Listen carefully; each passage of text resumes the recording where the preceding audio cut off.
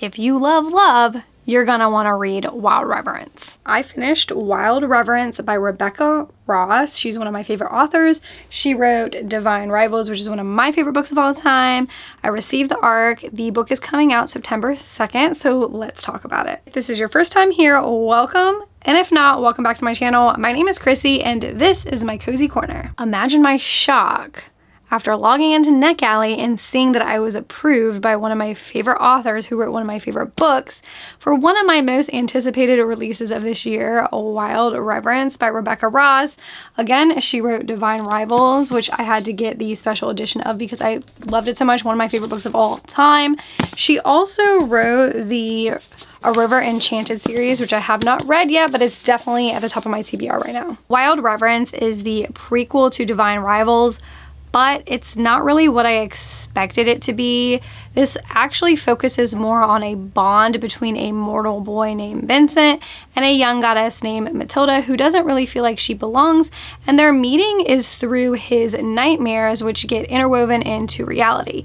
Now, the prequel part comes in where we kind of get more information on the mystery of the enchanted letters, and we do get background knowledge and some background actions and motives of some of the gods like Docre and Emba, although it's not so focused on them. Because we're not focused on Docre and Emba, even though they are in the story some, you don't really need to read Divine Rivals to read this first, but I liked that I had the prior knowledge of what happened in Divine Rivals, so when things came up I was like, ooh, that, like with the letters and all that kind of thing. I think it makes it better if you read Divine Rivals first, but you don't have to. I am always in awe by Rebecca Ross's writing, and this book is no different. The lyric fluidity of her words, and not only how they flow with the story, but how they match a certain time period, is one of the reasons why I will always read anything she writes.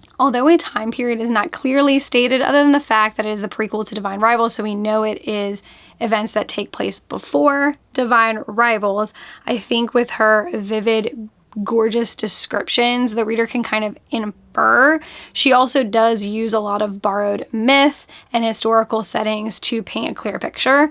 I would think like Divine Rivals was giving like World War I, II-ish, so Wild Reverence is more medieval. The prose is so beautiful and romantic. If I were to describe Wild Reverence in one word, I would say poetic. I love the character's journey and how their like souls long to be together despite all the distance and the hardship. It's beautiful. I just felt a lump in my throat a lot of the time. I felt very like emotional, like I was like holding back tears. Like even if the scene was not sad, it just was, I think it's just the characters longing to be together, and all these things that were standing in their way just made, like I kept trying, you know, the lump, you keep trying to swallow and it just doesn't want to go away. Like it was there like almost the whole time. Oh, what Matilda, the FMC, I felt like she was so smart, and I love that she wasn't like overly powerful. Like she's a god, but like if you think about people who have godly features from other books, they're all otherworldly and super powerful. She had to like ask for help from other people to try and get tasks done, which I thought was pretty cool, pretty different in my opinion. I thought the world building was good while I was reading it, but I was like craving even more world building. But after completing the book, I recognized that this is a book more about Vincent and Matilda and their journey and how it eventually connects to the enchanted letters. You know, if you've read Divine Rivals, you know what that means. So the gods are more in the background, and the world building with them is not too in depth, but I will say that it was easy to understand. So the gods, they do have different powers, and to obtain their power, gods can kill each other to get their power. We have the skyward realm, and then there's the underling realm. So like think like underworld, underling, like that.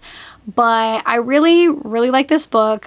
I did think sometimes the pacing was slow, but I felt like the unhurried tempo kind of works. Like I think that it works for this book, and I just thought that the writing and the story was so stunning. So I gave this Initially, I was teetering on a 4, but I think it deserves a 4.5 because the more I sit with it, the more I think about it. I'm thinking about it all day, and I'm just thinking about how unique and beautiful the story was, and that it did still connect with Divine Rivals. Now, I will say Divine Rivals, the first book, is still my favorite. And then I think that this one would come in second, and then Ruthless Vows, I think that would be third, but I'm really excited to read her other duology right here, A River Enchanted, to see how that ranks with these books. But I highly recommend this book. I can't wait for it to come out on September 2nd.